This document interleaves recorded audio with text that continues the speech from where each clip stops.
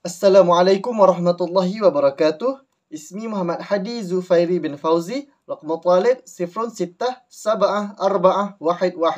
Baik, kumpulan kami akan membentangkan tentang tajuk suluk, khulwah dan juga i'tikaf. Baik, mari kita mula pada bahagian muqaddimah dahulu. Baik, suluk ni adalah min ihdath turuqul wusul ila mustawa syekh fi ma'rifati tariqah. Iaitu, suluk merupakan salah satu jalan untuk mencapai peringkat syekh dalam ilmu tariqah. Ilmu tariqat. Okey, baik. Konsep suluk ni dia boleh disamakan dengan khulwah dan juga i'tikaf. Apa yang dimaksudkan dengan jalan suluk ini ialah jalan kerohanian yang dilalui untuk mencapai hakikat ma'rifatullah. Untuk mencapai ilmu mengenal Allah. Kebiasaannya, ghalibnya dalam ilmu tariqah, jalan suluk yang dimaksudkan itu ialah zikrullah yang disertai oleh muraqabah dalam keadaan dan suasana uzlah atau bersuluk. Sama dengan khulwah. Okay. Ini dapat dibuktikan melalui mafhum ayat 191 dalam surah Al-Imran yang menunjukkan bahawa orang mukmin yang sentiasa berzikrullah ni disertai dengan muraqabah terhadap Allah Subhanahu Wa Taala dan dapat mencapai hakikat ma'rifatullah dan hakikat kehambaan dirinya sendiri. Malahan menurut hadis Nabi Muhammad sallallahu alaihi wasallam, zikrullah seperti ini adalah jalan yang terdekat untuk menyampaikan diri kepada hakikat Allah. Contohnya, orang yang telah sempurna menjalani jalan suluk itu ialah seperti Imam Al-Ghazali. Kita dapat lihat melalui ayat yang diucapkan oleh beliau sendiri, iaitu aku meninggalkan Baghdad menuju ke Naisabur pada bulan Zulkaidah tahun 488 Hijrah. Ini bermakna aku telah beruzlah, bersuluk, berkhalwat 11 tahun lamanya. Ta'rif bagi istilah suluk ialah suluk liha nafsil makna mithlu kalimah tariq, iaitu suluk mempunyai maksud yang sama dengan kalimah tariq, iaitu jalan.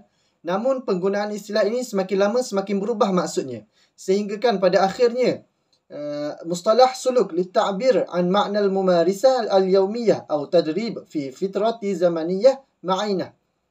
Sehinggakan pada akhirnya orang tariqah menggunakan istilah suluk ini untuk menyatakan maksud amalan harian atau latihan pada kurun waktu tertentu. Orang yang sentiasa berdoa, berzikir, berpuasa maupun mengurangkan tidur semata-mata untuk mendekatkan diri kepada Allah, meminta keampunan atas kesalahannya dinamakan sebagai salikin. Ini dinyatakan oleh Al-Banar pada tahun 1990. Sebahagian ulama memberikan maksud suluk itu sebagai jalan atau metodologi bagi melaksanakan segala bentuk ibadah yang dalam pada usaha mendekatkan diri kepada Tuhan dan merupakan satu tradisi dalam kehidupan yang bertarikat. Ilmu bertarikat. Baik. Jalaluddin menjelaskan bahawa suluk itu adalah perjalanan yang ditentukan bagi orang yang berjalan menuju kepada Allah Subhanahu Wa Taala, iaitu salik, dengan melalui beberapa batas-batas yang berperingkat maqam dan naik beberapa martabat yang tinggi, iaitu perjalanan nafsani dan rohani. Suluk bererti membaiki akhlak dan menyucikan amal serta menjernihkan pengetahuan. Suluk adalah amalan seharian dan memakmurkan zahir dan batin. Baik, ta'rif bagi khulwah pula ialah khulwah muhadatsatus sir ma'al haqq haitsu la mulk wa la ahada siwahu wa hunaka yakunu as-sa'aq, iaitu ta'rifnya tentang pengasingan di mana dia berkata khulwah ini adalah perbualan rahsia dengan kebenaran di mana tiada raja dan tiada orang lain dan akan ada merasa, iaitu Ibnu Arabi dalam kitab Al-Anwar mengaitkan konsep khalwah ini merupakan pengenalan yang sangat diperlukan bagi mereka yang ingin memasuki jalan suluk. Baik, dan syarat-syarat kelakuan di jalan tasawuf bagi mereka yang ingin mengatasi khayalan mereka dan memasuki pengasingan diri pada diri mereka sendiri. Dan dalam Islam, khalwah merupakan suatu amalan yang pernah dilakukan oleh Nabi Muhammad sallallahu alaihi wasallam di Gua Hira. Begitu juga dengan Nabi Musa alaihissalam yang berkhalwah di Bukit Tursina. Dan wal Imam Ghazali alladhi kana yumarisul khalwah dhatu miratul limadah. Dan Imam Ghazali pula pernah mengamalkan khalwah selama 40 hari dalam setahun, sehingga ketiga kurun. Oleh kerana itu, beliau menggalakkan kepada umat Islam untuk bersuluk selama 40 hari dalam setiap tahun. Tujuannya adalah untuk menyucikan jiwa kita sendiri. Baik, kita terus kepada tarif i'tikaf, iaitu i'tikaf dari segi bahasanya ialah keperluan sesuatu mengasingkan diri atau penjarakan diri ke atasnya. Lughatan huwa lizawmus syai' wa habsun nafsi alaih. Baik, dari segi syarak pula iktikaf ialah berpegang teguh pada masjid untuk beribadah kepada Tuhan Yang Maha Esa. Fi syar'an huwa lizawmus masjid liibadatillah ta'ala. Bismillahirrahmanirrahim. Assalamualaikum warahmatullahi wabarakatuh. Nama saya Azri bin Muhammad Nasli, nombor metrik 067402. Jadi insya-Allah saya akan teruskan pembentangan kumpulan kami iaitu tentang tajuk suluk ataupun berkhalwah. Jadi antara kelebihan iaitu saya akan ceritakan tentang kelebihan bersuluk. Antara kelebihan bersuluk adalah menjadikan masyarakat ni lebih baik. Kenapa kita cakap menjadikan masyarakat ni lebih baik? Kerana dengan bersuluk ni akan menjadikan seorang itu berakhlak mulia ataupun berakhlak baik. Jadi dengan kita berakhlak baik dan menunjukkan akhlak baik itu dengan masyarakat, maka masyarakat pun akan terikut ataupun akan terpandu akhlak mereka dengan akhlak-akhlak yang baik. Jadi orang yang bersuluk ni, kebanyakan mereka selepas bersuluk mereka akan menunjukkan akhlak yang baik, tutur kata yang baik dan tidak melakukan perkara-perkara yang buruk lah. Maka dia akan menjadikan masyarakat tu lebih baik daripada masyarakat yang sebelum-sebelumnya. Maksudnya masyarakat-masyarakat yang berperangai yang tak baik lah. Kemudian yang kedua adalah mendekatkan diri seseorang itu kepada Allah. Iaitu dengan bersuluk ni akan mendekatkan diri seseorang itu kepada Allah. Kerana apa? Kerana ketika kita bersuluk ni kita banyak bermuhasabah dan mengenangkan salah silap yang telah kita lakukan. Jadi bila kita mengenangkan salah silap kita ataupun dosa-dosa kita, menjadikan kita ni insaf seketika ataupun insaf lah dengan dosa-dosa kita ni. Bila kita insaf, menjadikan kita ni nak minta Allah ampunkan dosa kita, nak minta Allah ni beri hidayah dan petunjuk kepada kita. Itu yang kedua. Kemudian yang ketiga, dengan berkhalwah juga ataupun bersuluk ni menjadikan seseorang itu kurang dosa. Kerana apa? Kerana apabila seseorang itu bersuluk, dia duduk bersendirian.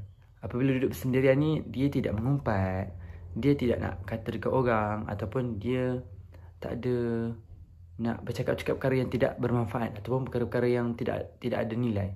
Jadi apabila bersuluk ni akan menjadikan seorang itu kurang dosa kerana kurangnya bercakap dan juga kurangnya mengambil tahu tentang orang lain ataupun tentang masalah orang lain. Sebab apa? Bila kita ambil tahu tentang masalah orang lain, akan menjadikan kita ni nak mengumpat ataupun nak gosip lah, mudahnya cerita. Kemudian yang terakhir, mengurangkan tekanan. Kenapa? Dengan bersuluk ni kita duduk bersendirian, tenang, ingat Allah. Kerana bila kita mengingati Allah ni, hati kita akan tenang. Bila kita tenang ni, kita buat apa-apa pun akan rasa mudah. Seperti contoh, kalau kita buat satu perkara tu dalam keadaan serabut, maka perkara tu pun akan jadi serabut. Itu contoh lah. Itulah antara kelebihan-kelebihan bersuluk. Ada banyak lagi, tapi itulah saya datangkan 4 contoh ataupun 4 kelebihan bersuluk. Dan yang terakhir itulah, iaitu mengurangkan tekanan ini. Kerana dengan bersuluk ni kita mengingati Allah dan kita akan bermuhasabah lah supaya tidak melakukan kesilapan ataupun keburukan-keburukan yang kita telah lakukan. Jadi setakat itu saja untuk kelebihan bersuluk. Bismillahirrahmanirrahim. Assalamualaikum warahmatullahi wabarakatuh. Nama saya Muhammad Akil bin Taufik, nombor metrik 067397. Hari ini saya akan menyambung pembentangan sahabat saya, iaitu dalil dan hukum suluk, khalwah dan itikaf. Asasu jami'ul mumarisat wal Quran wa hada Rasulullah sallallahu alaihi wasallam wa kadzalika al mumarisat fi suluk. Suluku la yu'allimu tarki syari'ah hatta haqiqati tatbiqa syari'ati Rasulullah wa yajibu fahmaha wa tanfizaha min qablu salik hatta yatawaqqafu anfasu. Dasar segala amalan adalah Al-Quran dan tuntunan Rasulullah sallallahu alaihi wasallam. Demikian pula amalan-amalan dalam suluk. Suluk tidak mengajarkan untuk meninggalkan syariat, bahkan hakikat daripada pelaksanaan syariat Rasulullah sallallahu alaihi wasallam wajib difahami dan dilaksanakan oleh seorang salik sehingga nafasnya terhenti. Maksudnya sehingga kita meninggal lah. Jadi suluk ini tidak menghalang kita daripada melakukan 3 perkara.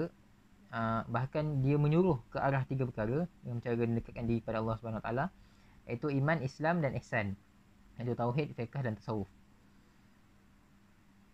Seterusnya, hadis qudsi riwayat Bukhari, wa ma taqarrub ila 'abdi bi syai' ahabbu ilayya mimma iktaratu alaihi wa ma yazalu 'abdi yataqarrabu ilayya bin nawafil hatta hibbahu fa idza ahbabtuhu kuntu sam'ahu alladhi yasma'u bihi wa basaruhu alladhi yubsiru bihi wa yadahu allati yabtishu biha wa rijluhu alladhi yamshi biha wa in sa'alani a'taituhu wa la in ista'adzani la u'idhannahu.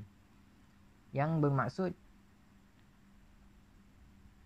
tidak ada cara selainnya, tidak ada cara bertakarub iaitu mendekatkan diri kepada Allah Subhanahu Wa Taala seorang hamba itu kepada Allah dengan cara melakukan kewajipan-kewajipan yang telah aku fardukan kepadanya. Namun hamba-Ku itu terus berusaha mendekatkan diri kepadaku dengan melakukan sunnah sehingga aku pun mencintainya.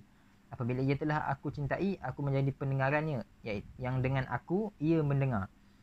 Aku menjadi penglihatannya, yang dengan aku ia melihat. Aku menjadi tangannya, yang dengan aku ia keras memukul. Dan aku menjadi kakinya, yang dengan aku ia berjalan. Jika ia memohon kepadaku, sungguh akan aku beri dia. Dan jika ia memohon perlindunganku, aku benar-benar akan melindunginya.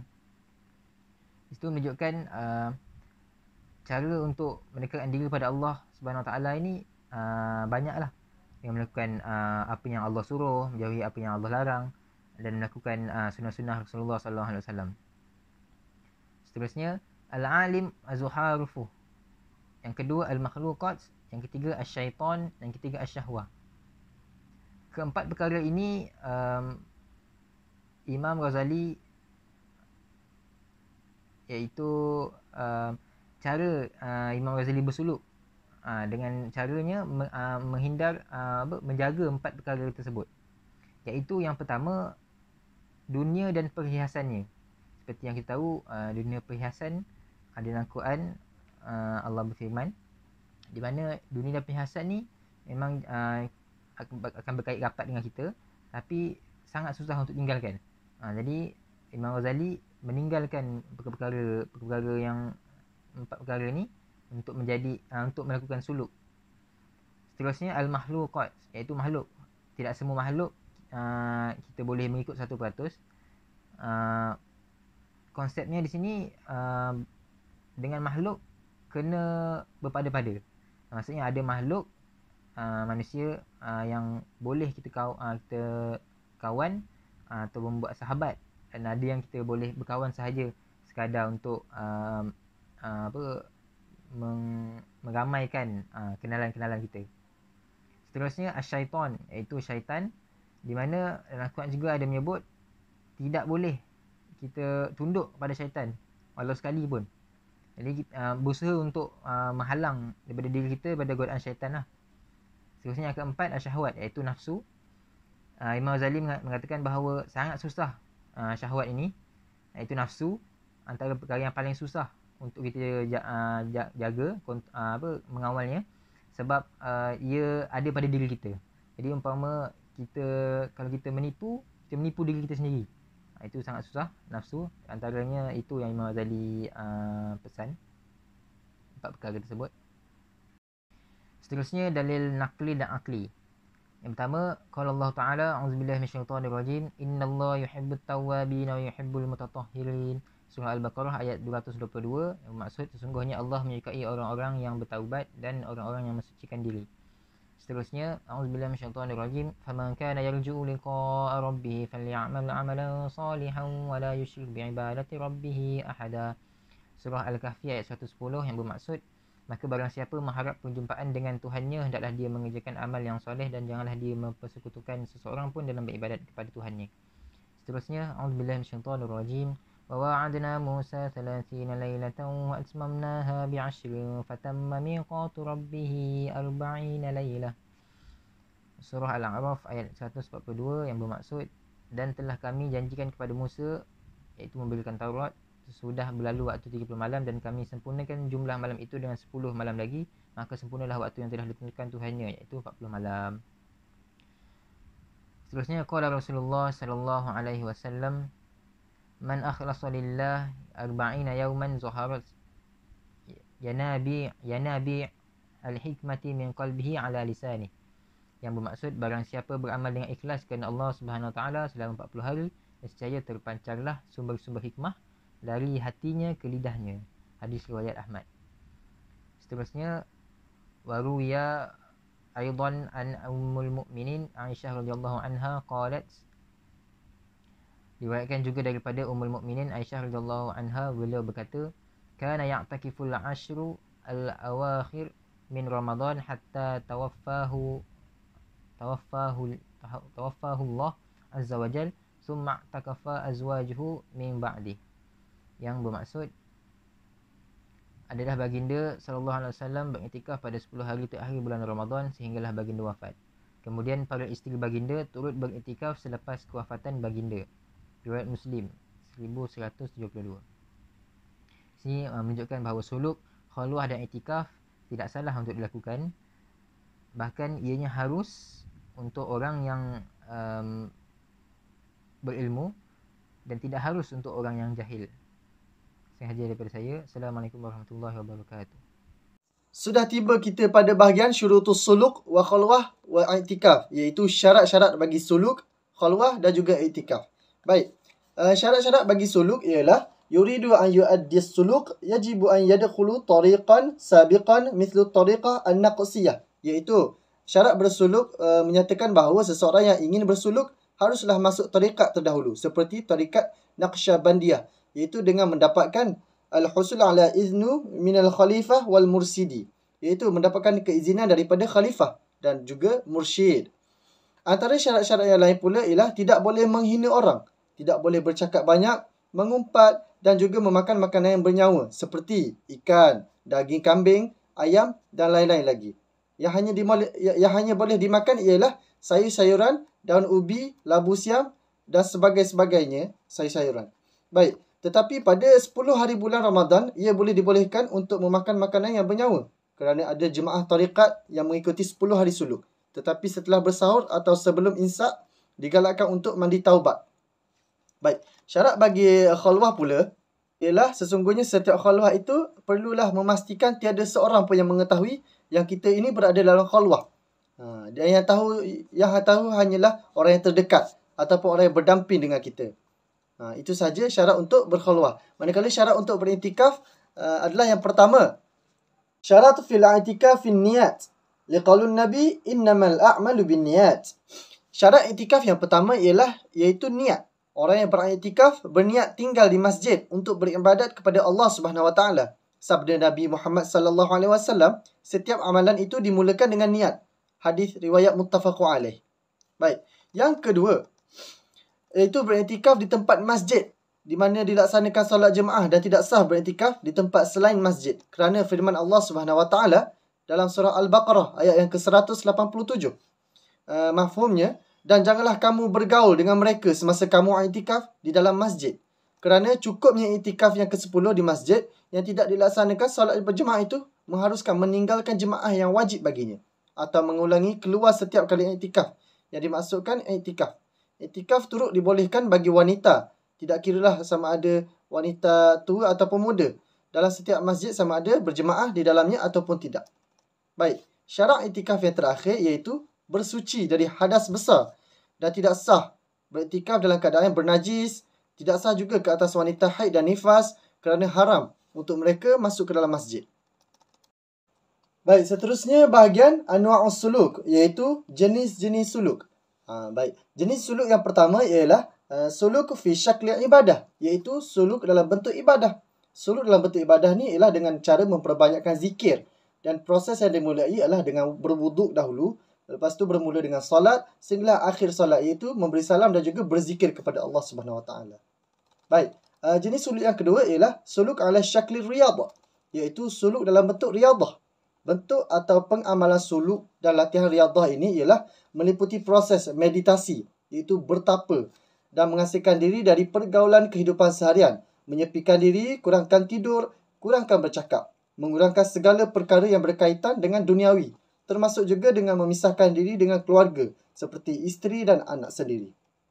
Baik, jenis suluk yang terakhir ialah ruknul ma'anah, iaitu suluk penderitaan.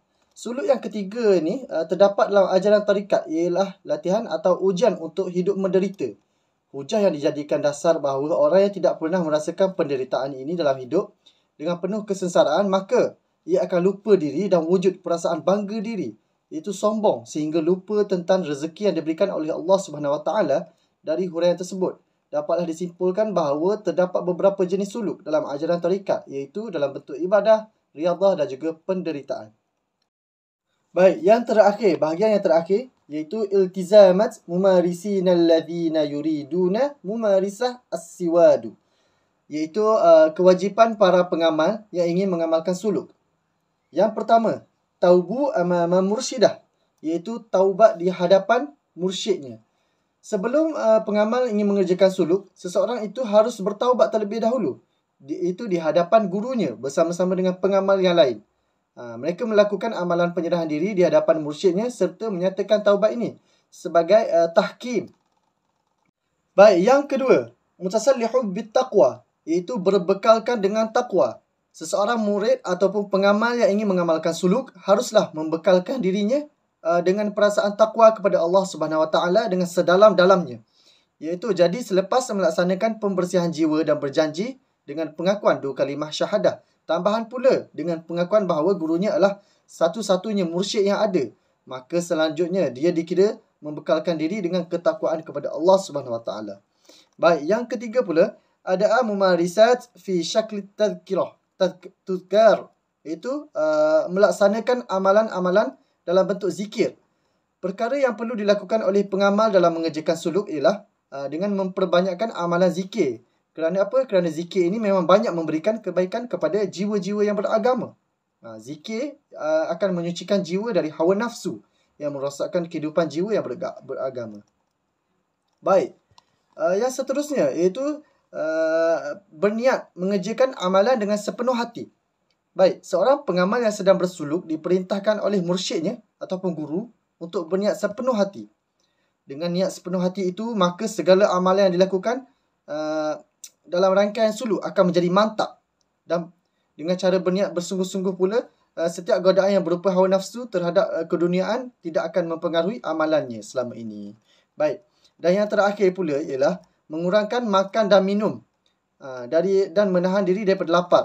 Seorang salik dalam melakukan amalan untuk mencapai kesempurnaan ajaran tariqah mestilah menahan lapar dan mengawal nafsu makan.